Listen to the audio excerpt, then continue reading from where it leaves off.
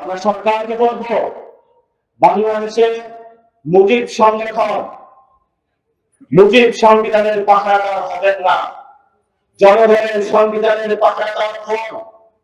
স্বরাষ্ট্রমন্ত্রী আপনার গাড়িতে করে সীমান্ত দিয়ে মাদক ঢুকছে, সংসদে আপনি আইন পাশ করাচ্ছেন যে তাদেরকে মৃত্যুদণ্ড বাংলাদেশের সর্বোচ্চ সাজা করা হয়েছে।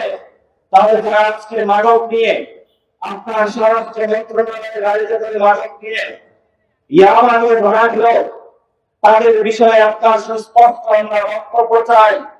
আমরা আগেই বলেছি, স্বরাষ্ট্র মন্ত্রণালয়ের অনেক কর্মকর্তা, স্বয়ং স্বরাষ্ট্রমন্ত্রী বাংলাদেশের মাদকের সাথে জড়িত। যদি জড়িত না হয়, স্বরাষ্ট্র মন্ত্রণালয়ের টিকেট এবং গাড়ি ব্যবহার করে কিভাবে হলো কক্সবাজার দিয়ে বাংলাদেশের ইয়াবার দেশের প্রশ্ন আমরা তাদের কাছে রেখে দিতে চাই।